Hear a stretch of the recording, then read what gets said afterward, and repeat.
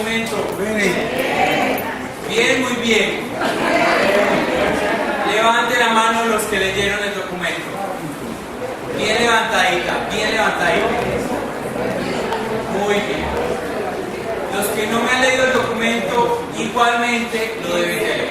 Y les voy a contar una experiencia que me está pasando con los del módulo 2. Los va a hacer quedar un poquitico mal, pero para el servicio de ustedes. En el módulo 2, el nivel aumenta y se pone más difícil, obviamente. Y si nosotros no leemos juiciosamente estos documentos, nos va a quedar baches en el conocimiento que luego, para resolverlos, no vamos a entender lo que estamos haciendo. Yo les pido a los que no me lo han leído que lo lean, porque hoy, por ejemplo, van a entrar quedando los que no lo leyeron. ¿Cómo así que van a entrar quedando en cosas que yo no las voy a explicar acá, porque yo no les pongo a leer el documento para volverles a explicar el documento? Yo les pongo a leer el documento para complementar lo que yo les doy acá en el curso. Entonces, en eso voy a ser muy exigente, bastante. Si no me leen los documentos, no vamos a poder avanzar en esto de la lección. ¿Por qué? Porque no es solo venir y sentarnos acá los sábados. El estudio implica un horario también de estudio anexo al sábado que vengamos acá. Santiago, yo tengo mucho que hacer, tengo familias, trabajo.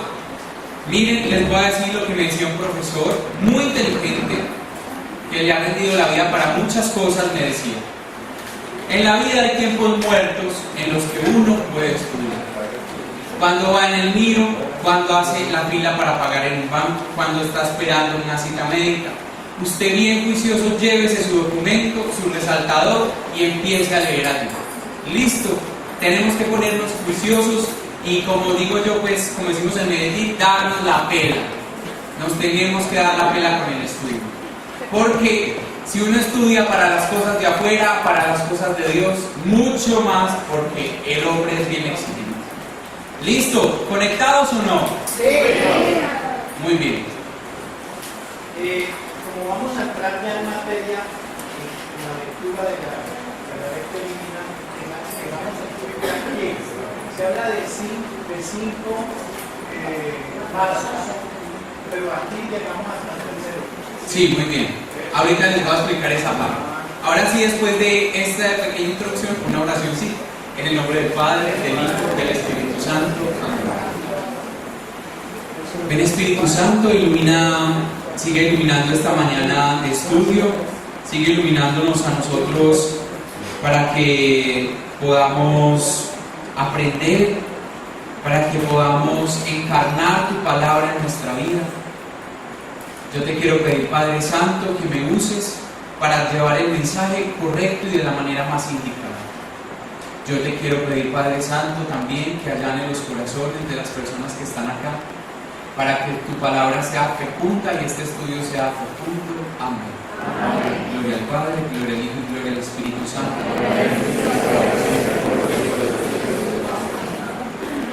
Bueno, les tengo que decir algo, y es que me equivoqué. Y me di cuenta que me había equivocado de la clase del encuentro 1. El sábado pasado me di cuenta que me había equivocado el lunes, martes, miércoles, como el miércoles. Me di cuenta que me equivoqué.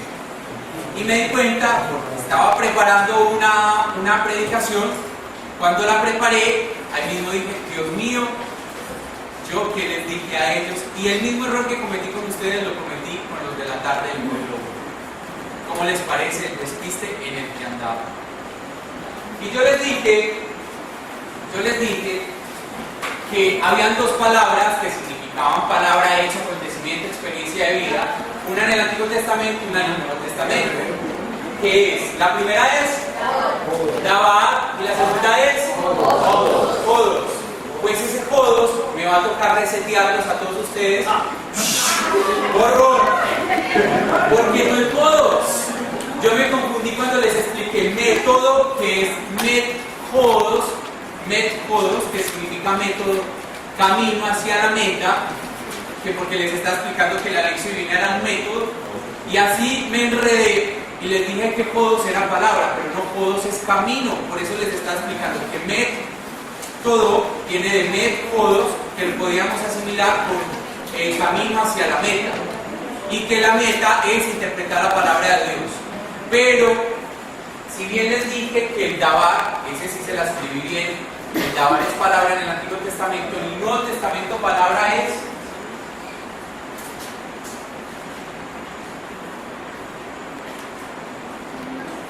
logos. Logos. Este es la palabra correcta. Me disculpan el despiste tan horrible. Yo el miércoles dije, Dios mío, ¿qué? Les dije, no sé, caí en cuenta así como, y ya luego dije, no sé, y empecé a devolver el cassette y me di cuenta que no solo a ustedes, sino a los de la tarde también les había hecho una gran mentira. Ese es en el Nuevo Testamento. Porque este podos, esto es griego, sí. Este podos significa camino. ¿Y por qué me confundí? Porque método viene de podos y med, que lo podríamos ahora asimilar, pues, como por decir cualquier cosa con meta, camino hacia la meta. Y por eso decimos que la lección es un camino, una meta. Pero palabra es logos. En griego, Nuevo Testamento, y esa sí la escribí bien la vez pasada, y dabar en Antiguo Testamento. ¿Listo? Dabar estaba bien. En la que me equivoqué fue en la bendito griego por explicar el bendito camino del bendito medio. Listo, así que yo también me di la pena. Entonces no es odo, sino ¿qué? Logos. Se dice logos. Se dice así. Perdón que no lo hubiera escrito. Logos. Logos. Miren. Se dice logos. Incluso en el documento que ustedes leyeron, la palabra logos aparecía en algún lugar de ese documento. Pero en español, pues no escrita así en griego.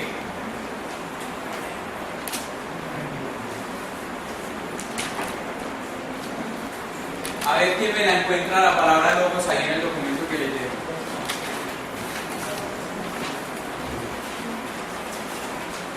¿Dónde los puedo adquirir eso? ¿Dónde los puedo adquirir? El documento abajo, en Caterina. Y el libro todavía no lo he traído, porque tengo un retrasito ahí con el libro, pero espero dentro de 8, máximo 15 días traerlo. ¿Listo? Ese libro, perdón, es muy importante que se lo lean. Es muy importante que se lo lean, vale 6.000 pesos. No se consigue en ninguna otra librería porque lo producimos directamente en la Escuela Bíblica Católica de Yeshua en Medellín. Es ese libro, lo levantas porfa, es ese libro. Es pequeño, pero es introducción a la Biblia. ¿Quieres saber qué es la Biblia? ¿Cómo se encuentran los libros, los puntos de la lección divina? Es más, estas copias las saqué de ahí. ¿Listo? ¿Me ibas a preguntar algo de este libro? Querigma, primer anuncio. ¿Me ibas a preguntar algo de este libro? Que si era este, no. Listo. ¿Entendido lo de logos? Sí. A ver. Palabra en el Antiguo Testamento, ¿cómo es? Dabar. ¿Y palabra en el Nuevo Testamento? Logos. Listo, qué rico. Perdón la resequedad ahí. Muy bien. Ahora sí. Entonces entremos en materia después de hacerle la corrección y el llamado de atención para que leamos los documentos, aclarar logos, compartir documento, explicación de los 5 puntos. Bueno, de este documento, ¿qué dudas tenemos? ¿Qué duda nos surgió? ¿Qué no entendimos del documento? Los escucho. Es muy importante que lo que les ponga a leer me subraye lo que no entiendan para yo poder explicarse. En el caso de eso, pues me consigo la respuesta. Sí.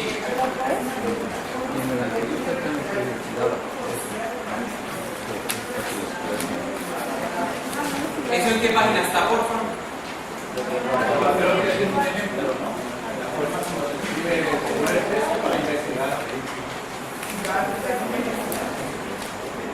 Listo, dice, atención, este es en el segundo punto, ¿cierto? Está la lectura atenta, segundo punto de la lección, ¿cierto? ¿Estamos conectados o no? En el segundo punto de la lección, en la página 74, que están explicando el segundo punto de la lección, dice, para hacer una buena lectura, que es el segundo punto, repito, puede ayudar a hacernos preguntas del texto. ¿Quiénes? Identificar los personajes. Jesús, la suegra, los discípulos, la niña. ¿Dónde?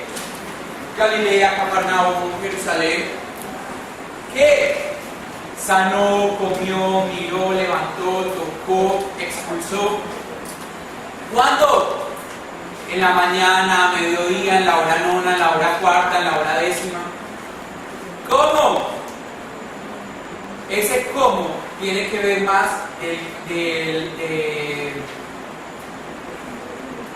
ahí cuando dice distinguir el género literario, en ese cómo, dice histórico, poesía, refranes, entre otros.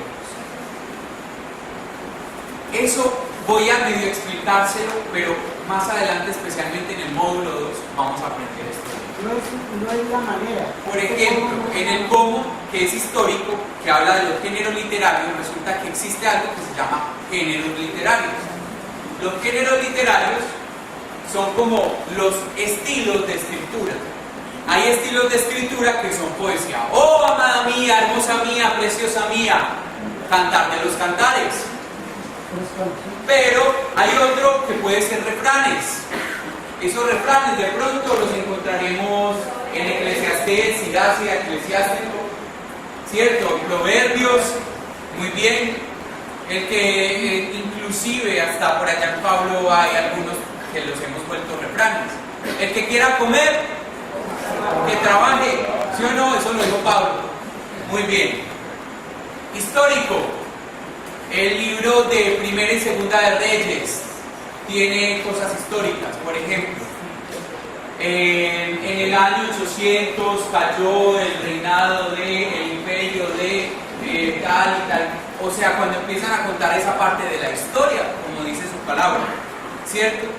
Puntos suspensivos. Esos son los géneros literarios. La Biblia tiene diferentes géneros. De acuerdo al género, yo interpreto. De acuerdo al género, yo interpreto. Pero cuando dice, y Jesús salió caminando con sus amigos, puede ser una narración de la narrativa. ¿Listo? ¿Queda aclarada la pregunta? La persona que me la hizo, sí. Bueno, otra pregunta, ¿alguna otra pregunta frente al documento? ¿Tú? Aquí, por ejemplo, cuando decimos de la contexto, aquí también va a pasar antes y después, es la misma la obra, porque si de pronto una persona que está haciendo la luz de una, digamos, en el desconocimiento de lo que hace, no conoce la historia, porque no así que se la van a contar de su propio. Yo digo, por ejemplo, los judíos hacían eso. Si yo no conozco eso, se podría interpretar mal el texto. O sea, yo me refiero a esto. Sí. Si tú no, pero eso es diferente a lo que a lo inicial que me dijiste, pero voy a resolver las dos. Lo primero que ella dice es que hay que leer antes y después. ¿Se acuerdan de eso? Eso está en el segundo punto, la lectura atenta. El texto en su contexto. El texto en y el contexto tiene algo histórico.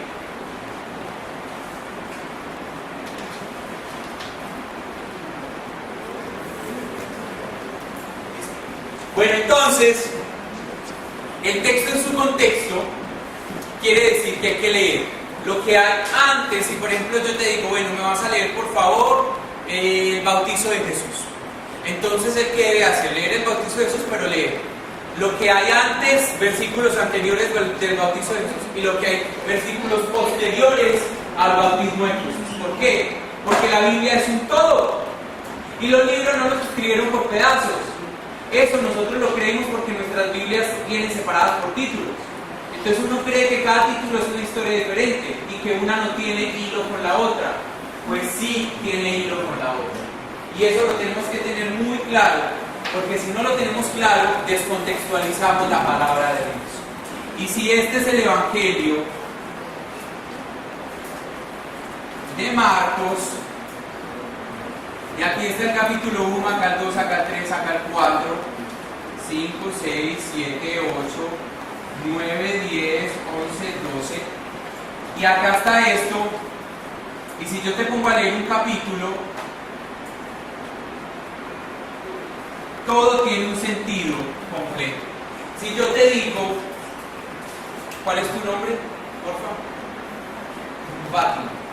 Fátima, me vas a leer el capítulo 8 de Marcos. Entonces, ¿tú qué tendrías que leerte también? El 7 y El 9. Si yo le digo a Fátima, Fátima, léeme por favor el capítulo 8 de Marcos, ella que se tendría que leer. El 7 y el 9, sí, el 7, el 8 y el 9. Pero también el que está antes y el que está después. ¿Por qué? Porque los evangelistas escriben con un sentido completo. Acá nos están hablando de que Jesús se fue a descansar donde Lázaro y el bendito Lázaro se murió. Pero antes de que Lázaro se muera, nos están hablando que él venía resucitando a varios muertos. Entonces uno dice, claro, pero si él viene resucitando a varios muertos, si en el capítulo 8 se le muere el mejor amigo, pues que lo resucite también. Y ya luego en el capítulo 9 Jesús aparece dando discursos sobre la muerte. Entonces miren que tiene sentido, dice, claro, después de curar la muerte, después de que se le muere su amigo, él da unos discursos sobre la muerte. Me hago entender el texto en su contexto. Primera pregunta. Segunda pregunta. Si yo no sé esa parte histórica y todo lo demás, ¿cierto? Hacia allá iba la otra. Si yo no sé esa parte histórica y todo lo demás, ¿yo cómo hago para saberlo? Las notas de tu Biblia, por eso es tan importante tener una Biblia de las que recomendamos. Porque si tú no tienes esa Biblia que recomendamos, entonces nos va a quedar muy difícil investigar la historia. ¿Por qué? Porque la palabra como tal dice algo. Jesús salió, pero acá trae las notas de página, miren. Acá dice que Jesús salió a comer con sus discípulos y acá abajo, en los pies de página dice, las comidas para Jesús significan celebrar la Eucaristía. Come con publicanos y con pecadores, porque para él, en la época, estaba transgrediendo la ley del Levítico. Y por eso los sacerdotes de la época empezaron a buscarlo. ¿Eso a ti quién te lo dice? Los pies de página. Y también unos libros especializados como este, que lo estamos trabajando en el módulo 2. Este trae esa parte, que se llama la exégesis, pero luego les explicaré bien eso. ¿Listo? Una comunidad que lee el Evangelio de Marcos, hay una comunidad, hay otro que es Juan, hay otro que es Lucas, hay otro que es Mateo, son 4 tomos y este es solo Marcos. Este lo encuentran en las Paulinas, si lo quieren ir comprando porque lo vamos a usar en el módulo 2, vale 55.000 pesos, pueden ir ahorrando para comprarlo, pero es un libro que miren, le ha ayudado a uno en su vida espiritual, le ha ayudado a uno en su vida pastoral, es muy buena herramienta.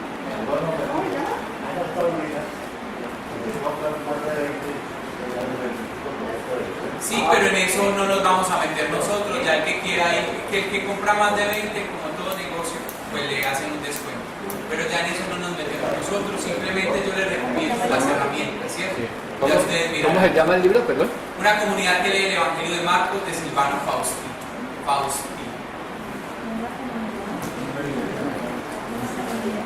¿Qué vas a decir? Compañeros, atención, perdón. ¿Sí?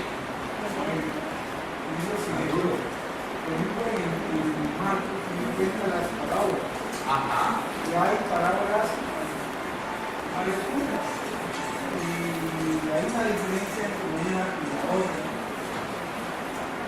En el día hay que aplicar igual, Sí. Sí, porque aparentemente él está diciendo que, por ejemplo, viene de una parábola y saca otra parábola, que las dos parábolas son diferentes, que si tienen algún tipo de conexión, que si hay que leerlo antes y después tienen toda la conexión. No es perceptible para nosotros porque todavía no hemos entrado, no hemos afinado los sentidos para la lección. Pero una vez tengamos afinados los sentidos para la lección, van a ver que uno va a empezar a entender todo con una facilidad ¿Por qué? Porque la palabra tiene eso. Entre más la estudias, más la lees, más la oras, ella te va ensanchando la capacidad de conocimiento. Ella misma te va ensanchando la capacidad de conocimiento. Es que aquí lo dice, ¿no? Si durante ella te encuentras con una buena cancelada, ya, y te habría hacer portero de que tiene. Muy bien, así es. Claro. Llama y se abrirá. Y eso es lo que estamos haciendo en esta lección. Vamos a llamar y se va a abrir. Amén. ¿Quién lo cree? Amén. Amén. Así es. Retomando lo que el texto, dentro del contexto, para no caer en la descontextualización, mira como propio de ley. Ajá. En la página 74, y lo pongo como ejemplo, lo que acabamos de leer, quién, dónde, qué, lo demás dice ejercicio. Muy bien, que era el que tenía que hacer para hoy. Leer Marcos 1, 16, 30. Si yo me limito a leer esos versículos de ese capítulo únicamente, no estoy descontextualizando. Sí, descontextualizaste, no aplicaste lo del documento y la lección de que va a tener. ¿Por qué entonces recomiendan así leer? Claro, porque mira, te están dando un ejercicio, pero ellos suponen que tú ya tienes estos pasos acá y tú ya sabes qué es lo que tienes que hacer. Es como si yo te digo hoy a ti, porfa, hazme una lección. Ella ya debe saber que debe empezar pidiendo Espíritu Santo, que debe hacer la lectura, que debe hacer la meditación. Ella ya sabe qué es lo que debe hacer, ¿cierto? Yo leo el capítulo 1 de Mateo, capítulo 1, ¿cómo hago para leer la En ese sentido,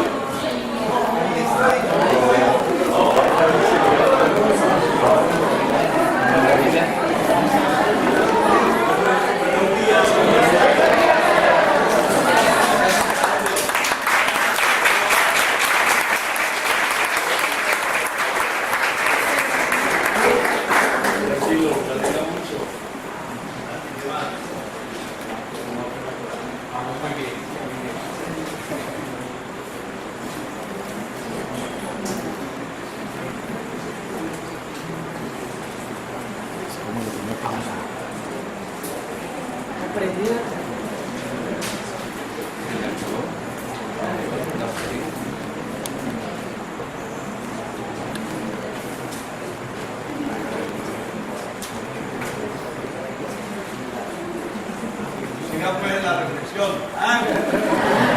Yo le doy solo la bendición por el momento. Si el Señor se va a Padre de Dios, sigan que los veo muy interesantes. Me alegra mucho. muy bien. En ese caso, pues, no hay nada antes. Digamos, voy a ver, se las va a poner de la siguiente manera. No hay nada antes, pero cada evangelista tiene su teología o su enfoque. En ese caso, yo lo que puedo estudiar es el enfoque del evangelista. ¿Cómo lo estudio? Nuestras Biblias de estudio traen una introducción a cada libro. Esa introduccióncita yo me la puedo leer y de ahí puedo saber cuál es el enfoque o la aplicabilidad que está teniendo ese prólogo de ese libro. ¿Sí me hago entender o no? Sí, claro. A ver, saquen las Biblias, yo los quiero ver buscando ese prólogo o esa introducción. Suban las Biblias para ver, esa es la aduana de las Biblias protestantes. Suban las Biblias, por favor, yo veo. Póngala arriba, póngala arriba, póngala arriba. Aduana de Biblia protestante. Ahí sí, no, ya las cambiaron. Téngala arriba, no me dé pena. Omar, llegaste en buen momento, ¿no? Entonces, si hubieras llegado en el pasado, ahí sí te hubiera dicho que había unas que yo ni sabía que existían.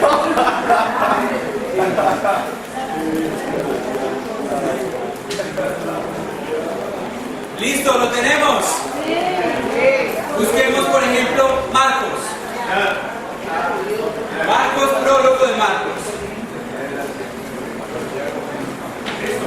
Era un Dios conocido.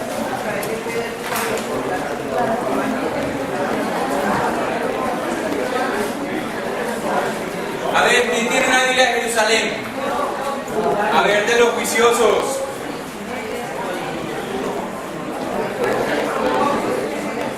Sí, la Biblia de Jerusalén es costosa, hay que ahorrar.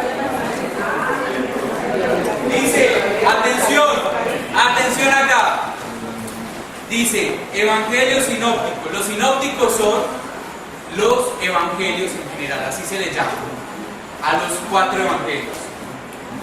Y dice acá, introducción a los sinópticos. Miren que esta Biblia por eso es de estudio. Ya voy. Introducción a los sinópticos. Ahí nos explica qué son los IPA. Cuando uno estudia teología, una de las materias, solo una materia se llama sinópticos. O sea que acá nos están dando que sea una base de qué son los sinópticos. Por eso son Biblias de estudio. Y ya luego dice introducción a los evangelios. Ya luego dice acá Evangelio según San Mateo. Y entonces acá nos dice, en la nota, por ejemplo en esta nota de la Biblia, generalmente de Mateo a un indicado de influencias extranjeras por parte de las mujeres. Se limita a la ascendencia israelita de Cristo. Trata de vincularle a los principales depositarios de las promesas mesiánicas, Abraham y David, a los descendientes reales de este último. Bueno, puntos suspensivos. Esto acá me va explicando, sí, muy bien. Por ejemplo, en la Biblia de Alonso Choque, esta no es tan cara, esta sí es mucho más favorable y también es de las recomendadas, dice Marcos, y entonces acá contexto histórico. La obra de Marcos nos sitúa en la segunda generación cristiana. La segunda generación cristiana, o sea, esto no lo escribieron los primeros, sino como la segunda etapa. Dice, el Evangelio ya ha traspasado las fronteras religiosas del mundo judío. O sea que ya se ha evangelizado mucha gente. Y se ha abierto también a los paganos, llegando incluso, bueno, en fin. ¿Qué les quiero decir con esto? Les quiero decir que nuestras Biblias de estudio, si bien empiezo por el prólogo, que es la pregunta, ¿cuál es tu nombre?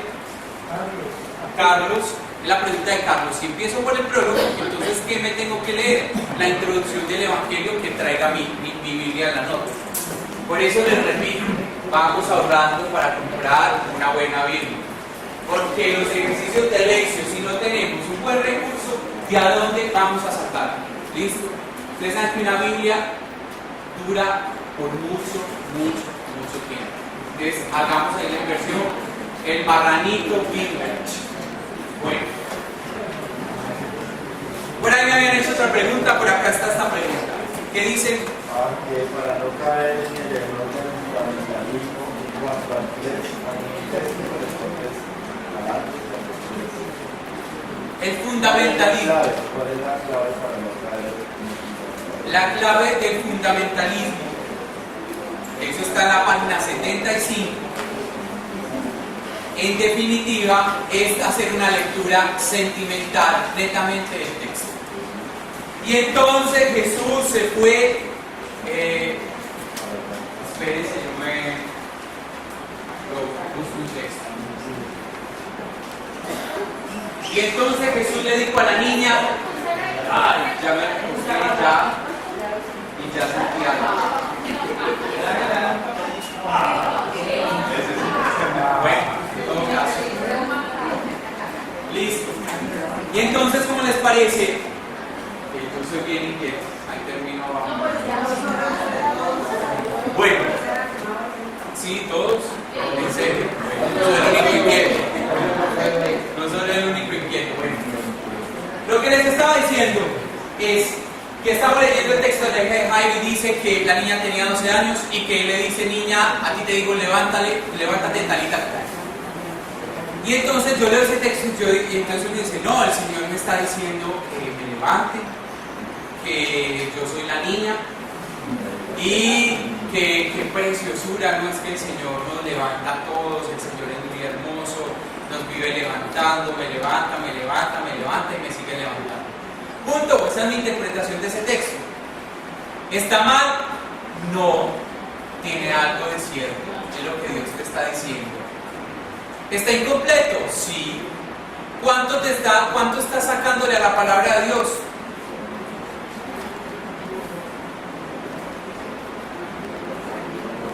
El 1%. Porque la palabra de Dios, no sé si ya lo había dicho, es como una mina. Y nosotros, con la lección divina, nos estamos preparando para sacarle oro a la mina. Cuando yo solo hago un fundamentalismo, que es una lectura netamente sentimental, algo así muy rápido, muy ligero, sin leer un texto en el contexto, sin pedir Espíritu Santo, sin responderle al texto, sin responderle a Dios, sin hacer esos puntos, sin hacerle una exégesis, una hermenéutica, que luego les hablaré qué es exégesis y hermenéutica. Entonces yo no saco oro, yo sacaré, o si saco, sacaré algo así. Pero cuando yo aprendo a manejar el método, cuando yo aprendo a manejar el método de la lección, yo empiezo a acabarle y acabarle y acabarle, y yo voy a sacar grandes tesoros de la palabra de Dios, que me van a servir para mi vida, mi corazón, pero para la vida de muchas más personas. En ese orden de ideas, el fundamentalismo se basa en leer el texto y en lo que me diga así, a simple vista, superficialmente, de ahí le saco una interpretación sentimental y emotiva. Santi, yo hago eso, tranquilo. Yo también lo hacía. ¿Por qué? Porque no hemos recibido catequesis, no hemos estado en el grupo indicado, no caminamos con una comunidad. Caminar con comunidades es muy importante. Cuando yo ando como rueda suelta, estas cosas difícilmente las aprendo, porque la comunidad es la que me instruye y me ayuda a tener un proceso. Los procesos de fe son los que me instruyen en todo esto. Cuando yo no estoy en procesos de fe, yo soy un bautizado, tal vez un medio practicante, no más, punto, pared de contar. Pero bueno, no importa, el hecho de que todos estemos acá es porque el Señor ya nos ha llamado y nos quiere instruir y enseñar muchas cosas y hacer crecer nuestra vida, para que tenga fruto, como dice la palabra, el fruto que permanezca. Hay dos aspectos interesantes que vale la pena notar, y es que además del afecto divino, por experiencia, hay una recomendación, y es que vale la pena que nos interesemos antes de entrar a la lectura y conocer el contexto global de dónde y por qué o cómo se desarrolla toda la historia que encierra estos libros, el contexto geográfico, el contexto político de toda esa región en la cual se desarrolló. Por ejemplo, ver el hecho de que cuando Jesús tiene 6 años, prácticamente entra Herodes Agripa a gobernar una parte, y eso influye en las decisiones que se toman de ahí en adelante, en la restitución de los niños, cómo era la forma de pensar de los judíos, que siempre vivieron sometidos a la penitencia. Bueno, no me voy a extender en eso, pero creo que conocer el contexto geográfico, el contexto de razas. Perdón, ¿cuál es tu nombre? Antonio. Antonio, lo que está diciendo Antonio es el texto en su contexto. Eso que está diciendo Antonio se resume en el texto en su contexto. Segundo punto de la lección divina. Político, histórico, social, antropológico, toda esa parte se resume en el texto en su contexto. Segundo punto de la lección divina. Eso también se llama la exégesis. Pero, mejor dicho, yo ya ¿qué voy a hacer a continuación? Voy a explicar los 5 puntos de la lección divina, y en esos 5 puntos vamos a tratar de desarrollar una idea de lo que es el camino, el método, el camino de la lección divina. El documento, el aporte que había hecho al principio, el documento está medio, porque acá les tengo la segunda parte de este documento, donde nos terminan de dar los siguientes 2 pasos de la lección divina, para que terminemos de estudiarlo. Los que no, entonces se leen este más el otro, y en la próxima clase nosotros entonces vamos a recoger esto más el otro documento con todo, con todo lo que comprende la lección. Acá lo que estamos haciendo es definiendo y sabiendo más o menos, delineando qué es la lección divina. ¿Listo? ¿Estamos? Antonio, muchas gracias. ¿Sí? Ese es uno. El otro es que cuando hacemos la lectura sin seguir el método de la lectura divina, nos perdemos de algo que el Papa Francisco menciona inclusive con asombro. Es el hecho de que cada vez que tú lees la palabra, que sea lo mismo que leíste hace un mes, esa palabra le vas a encontrar un sentido diferente. Es una palabra que permanece actualizada y se acomoda a las circunstancias que está viviendo. Entonces es un mensaje diferente cada vez que lees la misma palabra. Muchas gracias. Así es. Por eso se dice que la palabra es nueva siempre y se renueva. ¿Se renueva en qué medida? En la medida en que nosotros estemos atentos y tengamos una escucha. Una escucha. Esto de la escucha es muy interesante. ¿Leyeron la parte del Shema? Shema Israel. Escucha Israel. Esas oraciones todo judío las debe de tener. Cuando nace un bebecito judío le ponen en su manito, en un papelito envuelto dentro de un frasquito, por decirlo de alguna manera, la oración del Shema. Cuando tú entras a la casa de un judío, lo primero que ves al lado de la puerta o detrás de la puerta es un tubito, y dentro de ese tubito, que se ve o no se ve, está enrollado un papelito que tiene esa oración hebrea que ustedes ya conocieron. Shema Israel, el Señor es nuestro Dios, uno es el Señor, amarás al Señor tu Dios con todo tu corazón, puntos suspensivos. Y los rabinos, que es como decir, no es exactamente, pero es como decir, el rabí judío, o sea, el sacerdote, como decía el sacerdote católico, más o menos, ellos se ponen varias cosas pues en su parte religiosa. Y una de las cosas es, con una tira de cuero, ellos se ponen en la cabeza una tira de cuero con una cajita negra aquí. Esa cajita negra tiene adentro la oración del Shema. Y por eso vieron que decía ahí en el documento que a la entrada de las puertas y que entre ceja y ceja tenía la oración.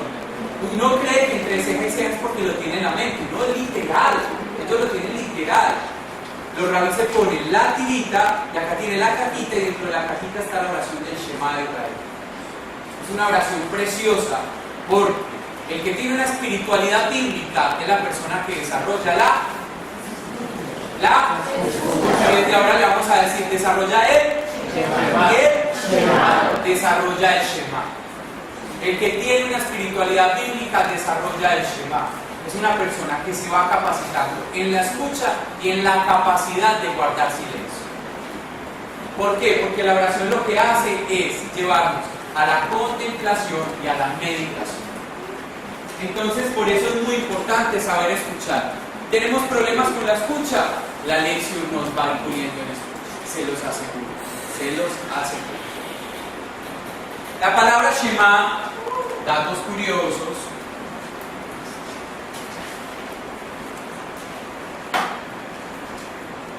Es esta. Shema. Esta es la palabra. Shema. ¿Qué traduce?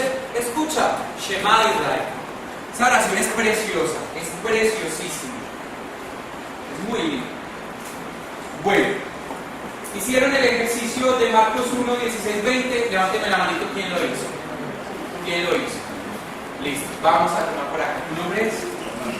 Orlando. Compartimos así rápidamente el ejercicio de lección por Marcos 1, 16, 20. Ojo, que no levantaron la mano ni la mitad del grupo. Por favor, voy a ser insistente en esto. Si no me hacen la lectura y no me hacen las tareas, no, porque miren, esto es más allá que un estudio, es nuestra relación con Dios y nuestra responsabilidad con nuestros apostolados. Yo sé que acá hay agentes pastorales, hay coordinadores, hay catequistas.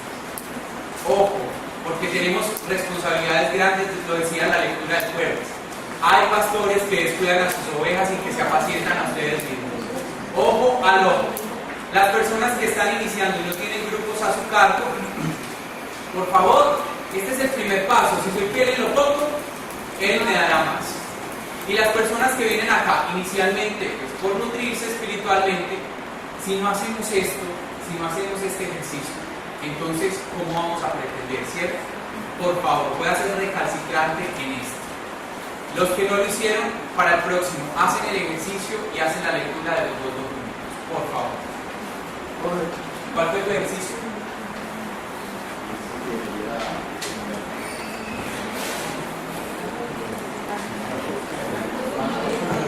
Así es, Marcos 1, 16 al 20.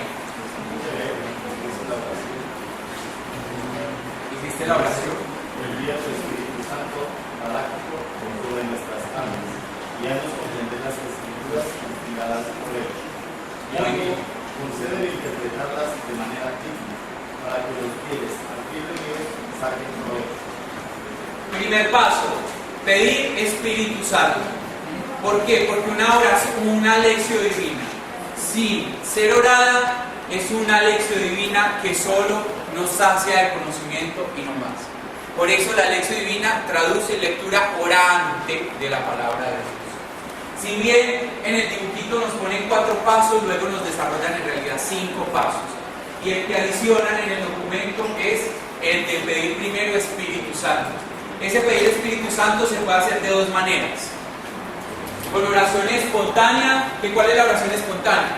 Ven Espíritu Santo, ven Dios, ilumínanos, ilumina mi corazón, ilumina mi mente, dime lo que tengo que saber, en fin, eso es espontáneo. O una oración jaculatoria. La jaculatoria, la que tú hiciste, o la secuencia del Espíritu Santo, ven Espíritu Santo, manda tu luz desde el cielo, Padre amoroso del pobre, puntos suspensivos, ¿cierto? Podría ser esa. Él eligió la jaculatoria. Un buen comienzo está bien.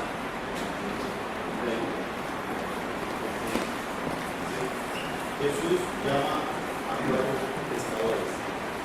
Jesús pasaba por la orilla del lago de Galilea cuando vio a Simón y a su hermano Andrés, que eran pescadores, y estaban echando las redes al agua. Les dijo Jesús: síganme y yo haré que ustedes sean pescadores de hombres. Al momento, dejaron sus redes y fueron con él. Un poco más adelante, Jesús vio a Santiago y a su hermano Juan, hijos de Zebedeo, que estaban en una barca arreglando las redes. Enseguida los llamó, y ellos dejaron a su padre Zebedeo en la barca con sus ayudantes, y se fueron con Jesús. Palabra del Señor. Muy bien, hiciste ahí la lectura. Segundo paso, lectura. Pero en ese paso, aparte de hacer la lectura, ¿qué más hay que hacer? Volver a releer. Listo, releer. Releíste. Después de releer, ¿qué más hay que hacer? Buscar nombres. ¿Qué más hay que buscar? Personajes, lugares. Bueno, muy bien. ¿Tienes eso? Personajes.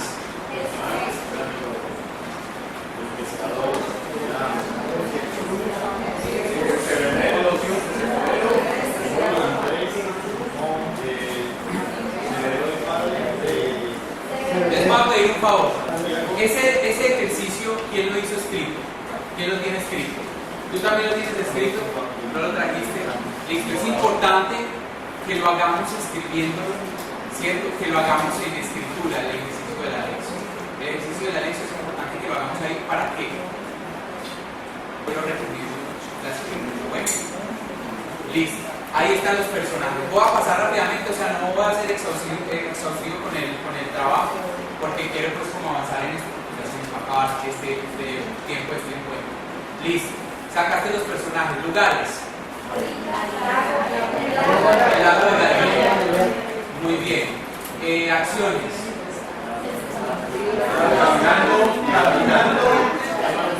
Caminando y pescando. Caminar, pescar, generalmente son verbos. Sí. Caminar, venir, hacer. Muy bien, muy bien. Seguir, muy bien. Ese es es el verbo más importante que tiene esa película. Seguir. Bueno. Al instante, muy bien. Al instante, esa expresión en este evangelio es muy importante para la teología. Lo que pasa es que nosotros no lo percibimos, pero es muy importante, porque ese al instante lo va a usar el resto de todo el evangelio. Y dejar, ¿cierto? Es seguir, pero al mismo tiempo dejar. Miren que ahí están los verbos. Atención. Les puse una escalera, ¿por qué? Porque la lección divina nos lleva al encuentro con nos lleva al encuentro con Dios. Y entonces es un camino que hacemos. Un escalón, 2 escalones, 3, 4, 5. Y en el último nos vamos encontrando con Papá Dios, con su palabra. Y esa palabra nos lleva al encuentro con Dios. Recuerden que el Dabar y el Logos es más que letras. Es más que letras. Detrás de esas letras está la presencia de Dios. Si nosotros hacemos este método, la presencia de Dios la encontraremos cada vez que lo hagamos. Si lo hacemos de una manera juiciosa y si lo hacemos obviamente con mucha fe, mucho amor, disciplinadamente. Primero, pedir Espíritu Santo. Segundo, la lectura, y aparte la lectura del texto en el contexto. Tercer punto, la meditatio o meditación. Esa meditación es que me dice el texto a mí. Ya después de pedir Espíritu Santo, lectio, que me dice el texto en el contexto. Ahora sí que me dice a mí el texto. Así, no, es que la hija de Jairo me está diciendo que me levante todos los días, que yo soy como su hija. Ahí sí entras en la meditación. ¿Qué me dice el texto a mí? Lectio, ¿qué dice el texto en el contexto? Meditación, ¿qué me dice el texto a mí? Lo vamos a dejar hasta allí. Yo, Dios mediante, la próxima clase, el próximo encuentro, continuamos. Llévame donde los hombres